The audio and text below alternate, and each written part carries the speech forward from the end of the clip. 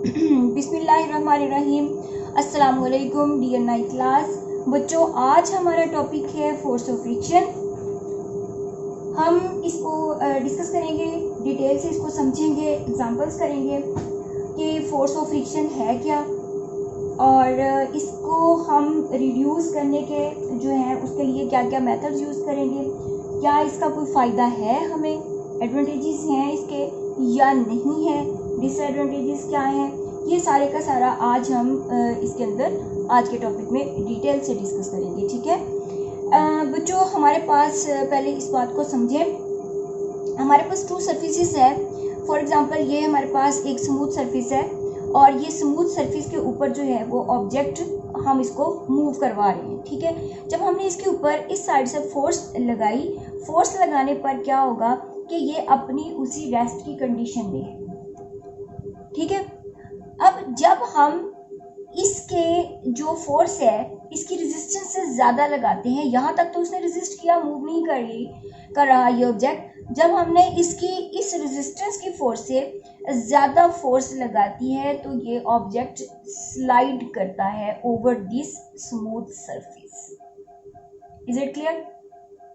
Force of friction क्या है कि ऐसी फोर्स जो मोशन की अगेंस्ट, अगर कोई ऑब्जेक्ट मूव करता है उसके अगेंस्ट जो है वो उसकी ऑपोजिशन है, उसको रोकती है, रेजिस्ट करती है, उसको हम क्या कहते हैं कि ये फोर्स ऑफ फ्रिक्शन है। तो फोर्स ऑफ फ्रिक्शन को हम डिफाइन कैसे करेंगे?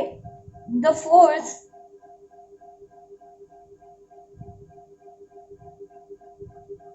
that opposes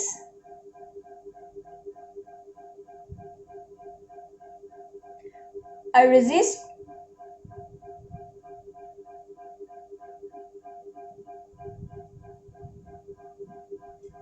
the motion of moving objects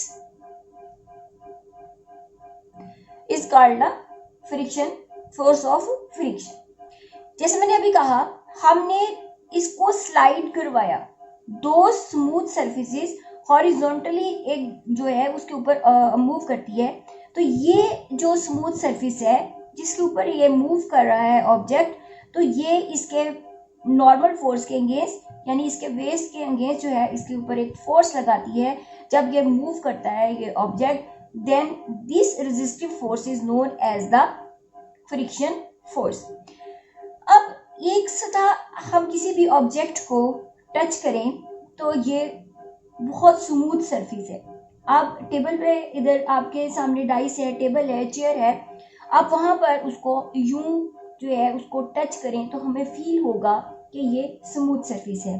इसके ऊपर जब हम टच करते हैं तो इसमें हमें थोड़ी सी रफनेस जो है वो फील होती है। ठीक है, तो ये जितनी स्मूथ सरफेस होगी उतनी रेजिस्टेंस कम होगी। वी कैन से ये फ्रिक्शन जो है वो डिपेंड करती है सरफेस के पार्टिकल्स पर, उसकी बनावट पर, उसके टेक्सचर पर, वो कितने नंबर ऑफ पार्टिकल्स है और किस टाइप के पार्टिकल्स के साथ जो है वो बनी हुई है वो सरफेस। तो होगा क्या कि जितनी स्मूथ सरफेस होगी उतनी उसकी रेजिस्टेंस कम होगी, जितनी रफ सरफेस होगी उतनी उसकी रेजिस्टेंस जो है वो मोशन के अगेंस्ट जो है वो ज़्यादा होगी। अगर हम भारी ऑब्जेक्ट कोई रखते हैं, उसको मूव करवाते हैं, तो उस पर अप्लाइड फोर्स जो है वो हमें अप्लाइड फोर्स जो है उसके ऊपर ज़्यादा होगी। हम उस पर ज़्यादा फोर्स लगाएंगे जितना उसका वेट जो है वो ज़्यादा होगा। वेट की डायरेक्शन हमेशा क्या होती है? फॉर एग्जाम्पल इसको हमने रखा है तो वेट की डायरेक्शन जो होगी ये डाउनवर्ड होगी, और जो हम इसकी फोर्स हम इस तरफ लगा रहे हैं ये हम हॉरिजॉन्टल लगाएंगे और इसकी मोशन जो है वो आगे की तरफ होगी, और जो नॉर्मल रिएक्शन जो होगा वो इसका अपवर्ड होगा। वो अगर हम एक ब्लॉक को यूं इसके ऊपर शो करते हैं एक स्मूथ सरफेस के ऊपर, हम कहते हैं ये नॉर्मल रिएक्शन जो है ये ऊपर की तरफ इक्वल टू वेट जो है वो होगा। अब ये दोनों फोर्सेस ऑपोजिट इन डायरेक्शन है, तो ये इस सूरत में क्या होगा, ये ऑब्जेक्ट जो है वो इन रेस्ट होगा। अब हमने इसके ऊपर एक फोर्स अप्लाई की है, ये अप्लाइड फोर्स है।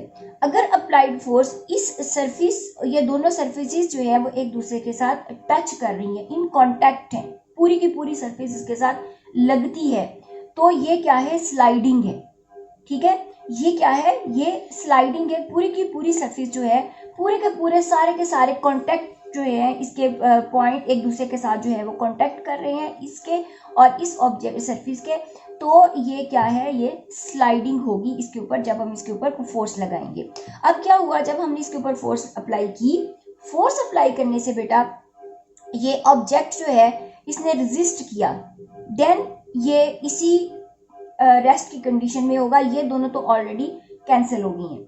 अब हमने अप्लाइड फोर्स जो है वो हमारे पास, this is greater than the this resistive force, then object move forward, तब ये ऑब्जेक्ट जो है वो आगे की तरफ मूव करेगा। अब क्या चीज है जो इसके अंदर रेजिस्टेंस जो है वो क्रिएट करती है?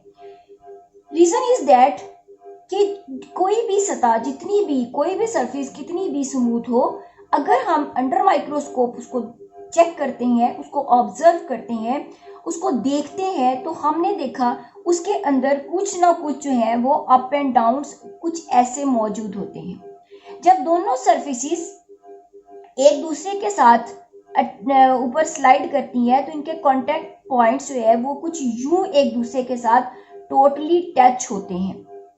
इस तरह से इनके अंदर इन कोल्ड बेल्ट की वजह से क्या होगा कि ये ऑब्जेक्ट जो है इनके बीच में एक रेजिस्टेंस पैदा होती है। अब अगर हम देखते हैं कि हमारे पास राउंड ऑब्जेक्ट है, फॉर एग्जांपल ये हमारे पास एक बॉल है, अब इसमें सिर्फ इसका कुछ ही हिस्सा इस सरफेस के साथ टच कर रहा है। ठीक है, हम इक्वल फोर्स इन दोनों के ऊपर लगाते हैं। ठीक, इसको हम थोड़ा सा भी इसके ऊपर फोर्स अप्लाई करते हैं तो ये ऑब्जेक्ट जो है वो आगे की तरफ मूव करेगा, यानी रोल ओवर द सरफेस। ये क्या है, ये रोल ओवर द सरफेस।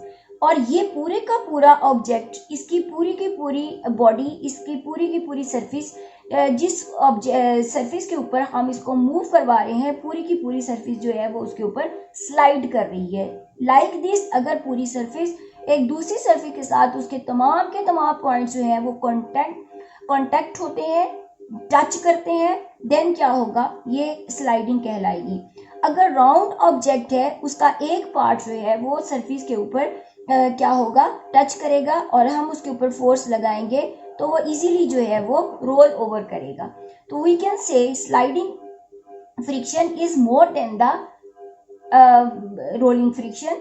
इस वजह से इसको प्रेफर किया जाता है रोलिंग फ्रिक्शन को, जब हमने किसी ऑब्जेक्ट को मूव करवाना होता है। व्हील जो है वो इसी रूल पे काम करते हैं। गाड़ियों के जो व्हील हैं, साइकिल के हैं, और इस तरह से डिफरेंट ऑब्जेक्ट्स में जो हम व्हीकल्स में जो व्हील यूज होते हैं, उनके ऊपर टायर्स जो लगे हुए होते हैं, उसकी सरफेस को अकॉर्डिंग टू उसकी रेजिस्टिविटी को मुनासिब हद तक करने के लिए उसके ऊपर वो डिज़ाइनिंग की भी होती है, ग्रूव्स बने हुए होते हैं, ताकि वो रोड के ऊपर उनकी स्किडिंग ना हो और वो इजीली जो है वो मूव कर सके। जब हम उनके ऊपर जो है वो क्या करते हैं, एक ब्रेक अप्लाई करते हैं। ठीक है, तो we can say rolling friction is more suitable as compared to the sliding friction, so we prefer the rolling friction as compared to the sliding friction, क्योंकि स्लाइड करने में क्या होगा, दोनों सरफेसेस जो हैं वो एक दूसरे के साथ मुकम्मल तौर पर टच करेंगी। कोल्ड बेल्ट जो है वो एक दूसरे के साथ बिल्कुल इंटरलॉक होते हैं और वो रेजिस्टेंस जो है वो ज़्यादा क्रिएट करते हैं। जैसे मैंने आपसे ये कहा, ये एक दूसरे के साथ धंसते हैं, फिर आगे की तरफ जो है वो मूव करते हैं। अच्छा जी, अब हमने ये देखना है कि आगे लिमिटिंग फ्रिक्शन क्या है। लिमिटिंग फ्रिक्शन, जब हमने ऑब्जेक्ट के ऊपर एक फोर्स अप्लाई की, जैसे मैंने अभी आपसे कहा, ये एक ब्लॉक है, ये इस सरफेस के ऊपर हमने इसको मूव करवाना है, ये फोर्स अप्लाइड फोर्स है। जब हमने इसके ऊपर फोर्स अप्लाई की, ये फोर्स इतनी हमने अप्लाई की है कि ये ऑब्जेक्ट जो है इस रेजिस्टिव फोर्स के इक्वल आती है, तो ये ऑब्जेक्ट मूव नहीं करता है। लेकिन जैसे ही हमने इसके ऊपर फोर्स जो है वो मैक्सिमम की है, तो ये ऑब्जेक्ट जो है वो फॉरवर्ड मूव कर जाएगा। तो लिमिटिंग फ्रिक्शन क्या होगी, the maximum value of friction वो क्या कहलाती है, इसको कहते हैं लिमिटिंग फ्रिक्शन कहते हैं। ये वो फ्रिक्शन है, फ्रिक्शन एक हद तक रेजिस्ट कर सकती है, इससे ज़्यादा वो रेजिस्ट नहीं कर सकती। अप्लाइड फोर्स करने से जो है वो इसकी रेजिस्टेंस जो है उसके अगेंस्ट वो फोर्स काम करेगी और ऑब्जेक्ट जो है वो आगे की तरफ मूव करेगा। Then we define the limiting friction as, okay बच्चों हम लिमिटिंग फ्रिक्शन को जब डिफाइन करेंगे तो हम लिखेंगे friction can be increased to certain maximum value, this maximum friction जो है वो क्या कहलाती है, लिमिटिंग फ्रिक्शन कहलाएगी। तो इसको हम शो किससे करते हैं, एफ एस से करते हैं, that is directly proportional to normal resistance की होती है। ठीक, तो अगर हम साइन ऑफ प्रोपोर्शनैलिटी को रिमूव करते हैं तो यहाँ पर हम लगाएंगे इक्वल और एक कांस्टेंट जो है उसको हम शो करेंगे जिसको कहा जाता है म्यू, और देन हम यहाँ पर लिख देंगे आर। अगर हमें म्यू की वैल्यू निकालनी है, इसको कोएफिशिएंट ऑफ फ्रिक्शन कहा जाता है mu. This constant is known as the coefficient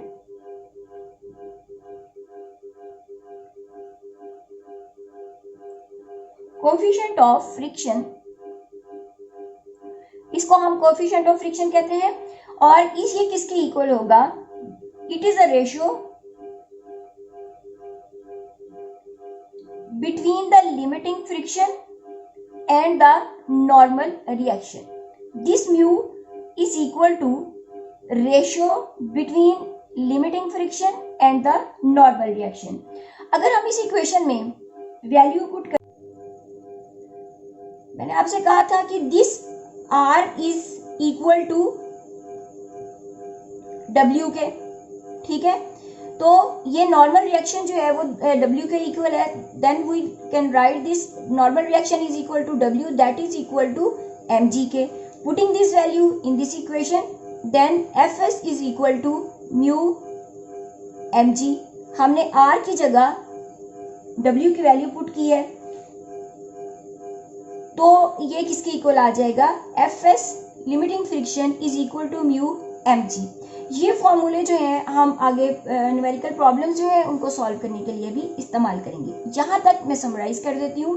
force जो किसी भी मूविंग ऑब्जेक्ट की, हमने फर्स्ट लॉ ऑफ मोशन पढ़ा था, एवरी ऑब्जेक्ट, कोई भी कायनात में अगर कोई चीज रेस्ट में है तो वो रेस्ट में रहेगी जब तक उसके ऊपर कोई फोर्स अप्लाई नहीं की जाती। अगर कोई ऑब्जेक्ट मूव कर रहा है, फॉर एग्जांपल हम बॉल की लेते हैं कि हम हिट करते हैं बॉल को, तो बॉल उस वक्त तक मूव करती रहेगी जब तक कि उसके ऊपर जो है कोई फोर्स अप्लाई ना की जाए। आपने एक दफ़ा उसको मूव करवाया, इसको मूव करते रहना चाहिए, लेकिन ऐसा नहीं होता। रीज़न इज दैट दोनों सूरतों में कि अगर कोई रेस्ट में है, जब तक उसके ऊपर कोई फोर्स अप्लाई नहीं की तो वो रेस्ट में रहेगी, क्योंकि नॉर्मल रिएक्शन और W जो है वो एक दूसरे के ऑपोजिट इन डायरेक्शन है, but in the same magnitude. यहाँ पर रेजिस्टेंस जो है वो नहीं, उसकी जो रिएक्शन है वो W के इक्वल है और ऑब्जेक्ट जो है वो रेस्ट में आ जाते हैं। यहाँ पर जब हम बात करते हैं कि जब हमने इसको मूव करवाया, होना ये चाहिए कि इसको चलते रहना चाहिए आगे। अब फॉर एग्जांपल ये हर्डल इसके आगे है तो इसकी वजह से ये रुक गया। अगर इसके आगे कोई चीज़ नहीं है तो ये सरफेस जो है इसकी कुछ ना कुछ रेजिस्टेंस है, जिसकी बिना पे एयर की रेजिस्टेंस, सरफेस की रेजिस्टेंस, तो क्या होगा कि ये ऑब्जेक्ट जो है एक खास पॉइंट पर जाकर के क्या हो जाएगा, वो रुक जाएगा। यानी अपोजिंग फोर्स इस ऑब्जेक्ट की मोशन को रोकने में हेल्प आउट होती है। Is it clear? ओके, अब हम देखते हैं कि एक ऑब्जेक्ट को जब हमने इसके ऊपर मूव करवाया तो कैसे मूव करेगा। अगर हम अंडर माइक्रोस्कोप किसी भी स्मूथ सरफेस को देखते हैं, for example this is too much smooth surface, अगर हम इसको देखते हैं तो हम अंडर माइक्रोस्कोप हमें इसमें अप्स एंड डाउन्स जो है नजर आएंगे। जब कोई ऑब्जेक्ट, फॉर एग्जांपल ये पूरी की पूरी ऑब्जेक्ट जो है इसको हम इसके ऊपर स्लाइड करवाते हैं, इस तरह से जो पूरा ऑब्जेक्ट, पूरी सरफेस उसकी टच करते हुए आगे की तरफ मूव करती है, इसको हम कहते हैं स्लाइडिंग। और अगर इसका कुछ हिस्सा सरफेस के साथ टच करता है और ये ऑब्जेक्ट आगे की तरफ इस तरह से मूव करती है, इसके अगेंस्ट जो फोर्स लगेगी उसको हम कहेंगे रोलिंग फ्रिक्शन। इसमें तमाम दोनों सरफेसेस के पार्टिकल्स जो हैं वो इन कांटेक्ट होते हैं, एक दूसरे के साथ अटैच होते हैं, इनके ऊपर अप्स एंड डाउन्स मौजूद होते हैं। ये इनके अंदर कोल्ड बेल्ट के बीच में क्या होगा, ये इनके इस तरह से धंसते हुए जो है वो आगे की तरफ वो मूव करेंगे, ये रेजिस्ट करेंगे ऑब्जेक्ट की मोशन के अगेंस्ट। अब जो रेजिस्टेंस है, जब हम किसी ऑब्जेक्ट के ऊपर फोर्स अप्लाई करेंगे वो डायरेक्टली प्रोपोर्शनल टू होगी उसके मास के। ये हमने सेकंड लॉ ऑफ मोशन में पढ़ा था, याद है कि force is directly proportional to mass. जितनी फोर्स ज्यादा होगी जितना मास ज्यादा होगा उतनी फोर्स हम ज्यादा लगाएंगे, उतना एक्सेलरेशन जो है उसके अंदर क्रिएट होगा due to this force. Force के ज्यादा लगने से ज्यादा एक्सेलरेशन क्रिएट होगा। फोर्स हम कब ज्यादा होगी, जितना हमारे पास मास होगा, हैवी ऑब्जेक्ट है तो हम फोर्स ज्यादा लगाएंगे, जो लाइट इन वेट होंगे उनके ऊपर जो है वो फोर्स कम लगेगी। अब जब हम फोर्स अप्लाई करते हैं, रेजिस्टेंस जो है वो एक खास हद तक जो है वो उसके अगेंस्ट काम करेगी अप्लाइड फोर्स के। वो मैक्सिमम वैल्यू ऑफ फ्रिक्शन जो है उसको हम कहते हैं लिमिटिंग फ्रिक्शन, जिसको हम Fs जो है उससे शो करते हैं। Is it clear? Any question? Okay, next. अब हम कहते हैं कि फोर्स ऑफ फ्रिक्शन जो है वो डायरेक्टली रिलेट करती है नॉर्मल रिएक्शन के। ओके, हमने पढ़ा कि नॉर्मल रिएक्शन और W दोनों ऑपोजिट इन डायरेक्शन है और ये वर्टिकली है। Then we replace this one with W is equal to mg, देन Fs is equal to mu mg। Here mu क्या है? म्यू कोएफिशिएंट ऑफ फ्रिक्शन है जो कांस्टेंट वैल्यू है, ये रेशियो है between limiting friction and normal reaction. ठीक है, हमने ये भी देखा कि रोलिंग फ्रिक्शन जो है उसको प्रेफर किया जाता है as compare to the sliding friction, क्योंकि उसमें एक पॉइंट जो है इन कांटेक्ट होता है, तो इसमें जो है पूरी की पूरी सरफेस जो है वो इन कांटेक्ट होती है और एज अ रिजल्ट जो है वो हमें ज़्यादा से ज़्यादा फोर्स इस पर अप्लाई करनी पड़ती है और ऑब्जेक्ट को मूव करवाना मुश्किल होता है एज कम्पेयर द रोल करवाने के। अच्छा जी बच्चों, नेक्स्ट टॉपिक जो है इसी फ्रिक्शन का नेक्स्ट पार्ट जो हम करने लगे हैं वो है कि ये जो ऑब्जेक्ट है ये हमने पढ़ लिया कि हमें फ्रिक्शन की ज़रूरत क्यों कहाँ पर पेश आती है, फ्रिक्शन जो है वो हमारे लिए इसका फ़ायदा क्या है, ये अब हम देखते हैं। फॉर एग्जांपल हम जा रहे हैं एक वेट रोड पर, वहाँ पर क्या होगा, फोर्स ऑफ फ्रिक्शन जो है वो बहुत कम हो जाती है। अपोजिंग फोर्स जो है ऑयली सरफेस पे, ठीक है, वेट सरफेस पे, स्मूथ पॉलिश्ड सरफेस पे, इनके ऊपर जो है वो फ्रिक्शन बहुत कम होती है। जब हम ऐसी सरफेसेस के ऊपर मूव करते हैं तो हमारे स्लिपरी होने का खदशा होता है। ठीक है, इट मीन्स कि इसका कुछ पॉजिटिव काम है कि हम ये जो है फोर्स ऑफ फ्रिक्शन हमारे लिए फ़ायदेमंद है। तो अब हम सबसे पहले इसके एडवांटेजेस और डिसएडवांटेजेस करेंगे, फिर हम देखेंगे कि अगर ऐसी सरफेसेस हैं, वहाँ पर रफ सरफेसेस हैं, तो वहाँ पर हमने इसकी जो है वो किस तरह से इसको कम करना है। Okay, let's start. अभी हम देखते हैं। एनी क्वेश्चन यहाँ तक? अगर किसी को कोई प्रॉब्लम है तो बताएं मुझे बेटे। ओके, नेक्स्ट चलें। ठीक है, अच्छा जी, सबसे पहले हमें ये समझ लेना चाहिए कि हर सतह के बीच में क्या है, सरफेसेस के बीच में कहीं ना कहीं जो है वो फ्रिक्शन मौजूद होती है। इवन के ग्लास जो है उसको स्मूथ सरफेस, शीशा, उनकी दो सरफेसेस ग्लास पे उसको हम स्लाइड करवा रहे हैं तो उनके बीच में क्या होगी, लिमिटिंग फ्रिक्शन की वैल्यू जो है वो म्यू की 0.9 होगी, यानी Fs डिवाइडेड नॉर्मल रिएक्शन, यही पढ़ा था ना हमने कहा था Fs directly proportional to R के, और Fs is equal to mu R के, then mu is equal to friction force और नॉर्मल रिएक्शन। तो हम इसके म्यू की वैल्यू यानी इन दोनों का रेशियो जो है वो 0.9 होता है। ग्लास और मेटल, कोई भी जो मेटेलिक सरफेस होती है उसको भी अमूमन जो है वो स्मूथ कंसीडर किया जाता है। इसके बीच में भी 0.07 तक रेजिस्टेंस होती है, म्यू की वैल्यू होती है, यानी कि ये भी रेजिस्टिव है। फिर अगर हम बात करते हैं आयरन की, ठीक है, लोहा, ये दोनों सेम सरफेसेस हैं, इनके बीच में क्या है, इनके बीच में भी जो है वो मौजूद है, क्या से कहते हैं, रेजिस्टेंस मौजूद है। इसी तरह अगर हम कहते हैं टायर और रोड, ये बड़ी इंपॉर्टेंट है वैल्यू, ये आपका उसमें भी आता है क्वेश्चन एमसीक्यूज में। टायर एंड रोड जो है ड्राई और वेट, अब जो ड्राई है उसमें कितनी होगी 1 म्यू की वैल्यू, और ये जो वेट सरफेस होती है इसके बीच में 0.2। यस, आपकी बात ठीक है बेटा, इसमें इनका यूनिट नहीं होता, ये एक जो है वो यूनिटलेस वैल्यू है म्यू जो है, इसलिए यहाँ पर जो है मैंने इसका यूनिट जो है वो नहीं दिया। क्यों, एफ जो है वो किसकी इक्वल होती है, इसका यूनिट क्या होता है, न्यूटन है, और जो नॉर्मल रिएक्शन है उसको हमने कंसीडर किया है that is equal to W. W का यूनिट क्या होता है एन, दोनों कैंसिल हो जाएंगे तो इसका कोई यूनिट नहीं होता। इज इट क्लियर, ये यूनिटलेस वैल्यू है। वेरी गुड, सही क्वेश्चन किया आपने। अच्छा जी, अब ये टेबल है आपकी बुक में दिया हुआ है, इसमें से आपने ये सारी वैल्यूज जो है उनको अपने माइंड में रखना है, याद करना है कि ये शॉर्ट क्वेश्चन और एमसीक्यूज के लिए ये इंपॉर्टेंट टेबल है। अब हम देखते हैं कि हमने रोलिंग फ्रिक्शन का भी पढ़ लिया, ठीक है, तो अब हम करेंगे इसमें के एडवांटेजेस और डिसएडवांटेजेस क्या है। चलेंगे, लेट्स स्टार्ट।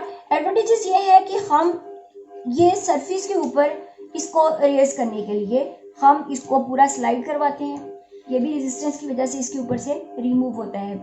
इरेजर जो हम अपनी कॉपीज में पेंसिल्स को जो है इरेज करने के लिए इस्तेमाल करते हैं, हम इस बोर्ड पे लिखते हैं और हम पेपर पे लिखते हैं, ये भी हम किसकी वजह से है, ये फ्रिक्शन की वजह से है। अब ये देखा होगा कि अगर हमारे पास बहुत स्मूथ पेज है और हम उसके ऊपर लिखना चाह रहे होते हैं तो वो हमें लिखा नहीं जाता, अल्फाज जो है वो फिसल रहे होते हैं, स्लिप कर रहे होते हैं। रीजन इज दैट कि पेंसिल और उसके बीच में ग्रिप नहीं बनती, ठीक है। ये बोर्ड पर लिखना भी आफ्टर प्रैक्टिस उसकी ग्रिप जो है वो हमें बनानी आती है, हमें पता चलता है कि हमें कितनी फोर्स इसके ऊपर अप्लाई करनी है। जनरली क्या होता है कि जब हम बोर्ड पे लिखते हैं तो हमारे अल्फाज जो हैं, हमारे वर्ड्स जो हैं वो स्लिप कर जाते हैं इसकी सरफेस के ऊपर। तो इसी तरह हम ज़मीन पर चलते हैं, ठीक है, हम साइकिल चलाते हैं, हम गाड़ियां ज़मीन पर चलाते हैं, यानी मोशन ऑन अर्थ हमारी ड्यू टू किसकी वजह से है, फोर्स ऑफ फ्रिक्शन की वजह से है। ये तो हमारे हो गए एडवांटेजेस। अब हम जरा टेबल बना लेते हैं एडवांटेजेस का, ठीक है। नंबर 1, वी कैन वॉक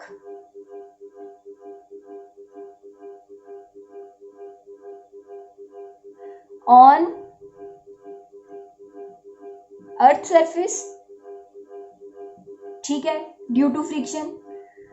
मैंने ऊपर लिखा है ये एडवांटेजेस किसके हैं, फ्रिक्शन के हैं, due to friction. Number 2, birds fly in air due to friction. Number 3,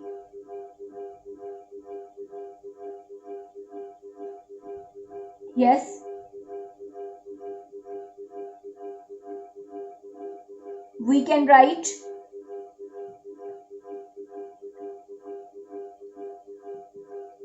on paper, we can write on whiteboard, we can write on blackboard, ठीक है। नंबर 4 नजर आ रहा है, ओके। नंबर 4 और आपके माइंड में क्या आ रहा है,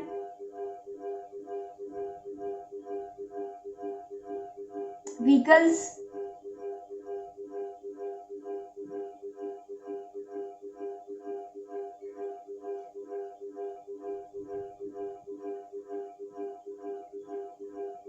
कार्स, मोटर बाइक्स,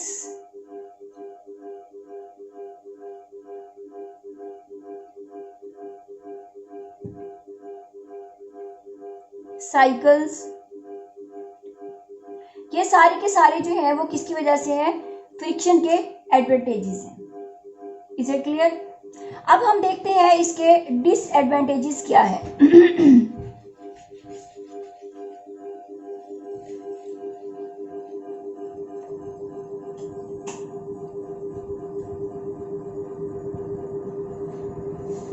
डिसएडवांटेजेस क्या है?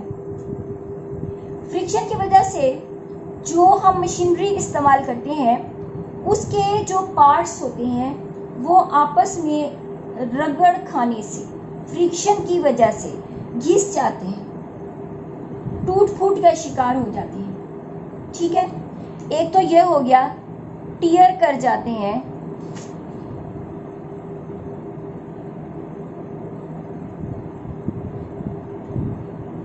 हम इसके लिए एक टेक्निकल यूज करते हैं, वेयर एंड टियर। ठीक है, वो टूट फूट का, मशीन के पुर्जे जो हैं वो टूट फूट का शिकार हो जाते हैं। रेजिस्टेंस ज़्यादा है, हमें फोर्स ज़्यादा अप्लाई करनी पड़ेगी। फोर्स जो है मैक्सिमम जो है वो हमें लगाने पड़ेगी। ठीक है, नंबर 3,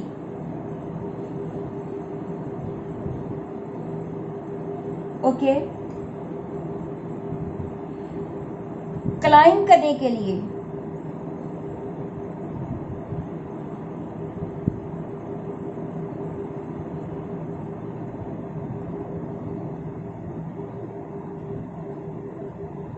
ठीक है, पहाड़ी पर चढ़ने के लिए उसमें बहुत ज़्यादा रेजिस्टेंस होती है। Is it clear? तो ये हमारे पास और भी बहुत से हैं।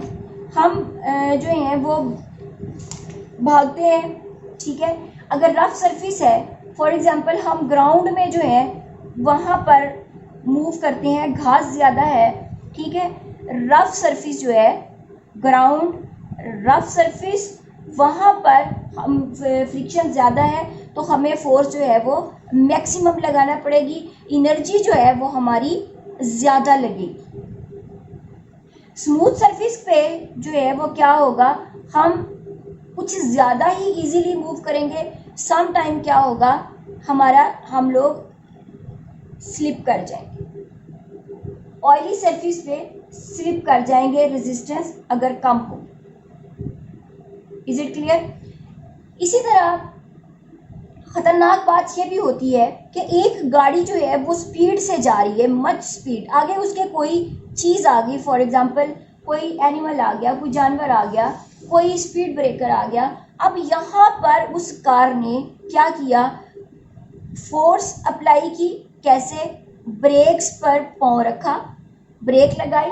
ब्रेक लगाते ही क्या होगा कि गाड़ी झटका खाएगी और उसका स्लिप करने का जो है वो खदशा हो जाएगा, डेंजरस होगा उसके लिए ब्रेक लगाने पर। इसी तरह साइकिल सवार जो है वो आगे जाता है, सडन ब्रेक लगाता है तो वो आगे की तरफ जो है वो गिरता है। वो अगर जो है वेट सरफेस है, ऑयली सरफेस है, वहाँ पर अगर गाड़ी में आप जा रहे हैं, मोटर बाइक पे जा रहे हैं, तो क्या होगा, आप जब ब्रेक अप्लाई करते हैं या स्पीड पकड़ते हैं तो आपके स्लिप होने का खदशा जो है वो बढ़ जाता है। रीज़न इज़ दैट कि वहाँ पर फ्रिक्शन जो है वो मिनिमम हो जाती है। ठीक है, अब अगर ऐसी सरफेसेस जहाँ पर बहुत ज़्यादा वो स्मूथ सरफेसेस है, वी कैन से कि ऐसी सरफेसेस के जहाँ पर स्लिपरी ज़्यादा है, हमें ऐसे सरफेस पे मूव करने के लिए कि क्या करना होगा। फॉर एग्जांपल अगर फ्लोर जो है वो बहुत स्लिपरी है तो हम जूते जो हैं वो ऐसे इस्तेमाल करेंगे जिनके नीचे जो है बैक सरफेस पे क्या होगा, ऐसे गैप होंगे, डिज़ाइन होंगे, ग्रूव्स होंगे, उसे ग्रिप बन सके। ठीक है, और अगर हमने रफ सरफेस पे मूव करना है तो हमारे पास हम कौन से शूज़ इस्तेमाल करेंगे, हम स्मूथ शूज़ जो हैं उनको इस्तेमाल करेंगे। इसी तरह हम क्या करेंगे, ये जो स्लाइडिंग ऑब्जेक्ट है, अगर हम एक चीज़ को स्लाइड करवाते हैं, हम या इस सरफेस को क्या करेंगे, ऑयली कर देंगे। हम क्या करेंगे, इसको स्मूथ कर देंगे, मज़ीद इसके ऊपर वो केमिकल यूज़ करेंगे, मज़ीद इसके ऊपर जो है और ऐसी शीट जो है वो हम इस्तेमाल करेंगे जो बहुत ज़्यादा स्मूथ होती है, प्लेन होती है, जिसमें रेजिस्टिविटी जो है वो कम होती है। तो अगर हमने रिड्यूस करनी है, रिड्यूस करने के लिए जो मेथड है, ठीक है, method to reduce the friction, हम क्या करेंगे, नंबर 1 स्लाइडिंग सरफेस जो है उनको कन्वर्ट कर देंगे स्मूथ वन। नंबर 2 जो फास्ट मूविंग ऑब्जेक्ट है, जैसे जहाज है, शिप्स हैं, गाड़ियां हैं जो बहुत ज़्यादा, जैसे रेसिंग कार्स हैं, उनकी शेप को हम चेंज कर देंगे स्ट्रीमलाइन। ठीक है, स्ट्रीमलाइन मीन्स कि हम, गुड, ठीक बोला आपने, कि हम उसको फिश शेप में चेंज कर देंगे ताकि उसकी वो जो है मूवमेंट जो है वो आसान हो जाए। इसी तरह हम क्या करेंगे, रफ सरफेस है, ठीक, स्लाइडिंग सरफेस है, मैंने जैसे आपसे कहा कि उसके ऊपर हम ऑयल जो है वो गिरा देंगे, स्लिपरी कर देंगे उसको थोड़ा सा, हम लुब्रिकेशन इस्तेमाल करेंगे, लुब्रिकेट कर देंगे, lubricating the sliding surfaces. Okay, उसके बाद हम क्या करेंगे, रोलिंग फ्रिक्शन को प्रेफर करेंगे। रोलिंग फ्रिक्शन को हम प्रेफर करेंगे, क्यों? Rolling is less as compare to the sliding. Reason is that ये स्मूथ, जब हम दो सरफेसेस को मूव करवाते हैं तो क्या होगा, ये पूरे का पूरा कांटेक्ट करेगा, जबकि रोलिंग में क्या होगा कि वो सिर्फ कांटेक्ट पॉइंट टच करेगा, पूरी सतह जो है उसके साथ अटैच नहीं होगी। जिसने मूव करना है जिस जहाँ से, सिर्फ वही सतह जो है उसका एक खास पॉइंट जो है वो उसके साथ इन कांटेक्ट होगा। Is it clear? तो बेटा आज हमने क्या किया, हमने फ्रिक्शन पढ़ा, हमने लिमिटिंग फ्रिक्शन की वैल्यू फाइंड आउट करना सीखी, हमने उसके बाद एडवांटेजेस और डिसएडवांटेजेस के बारे में पढ़ा, और लास्ट में हमने पढ़ा कि methods how to reduce the force of friction, क्या हम फोर्स ऑफ फ्रिक्शन को जो है वो कैसे रिमूव कर सकते हैं, रिड्यूस कर सकते हैं। तो नेक्स्ट क्लास में इंशाल्लाह नेक्स्ट टॉपिक के साथ आएंगे, तब तक के लिए अल्लाह हाफिज़।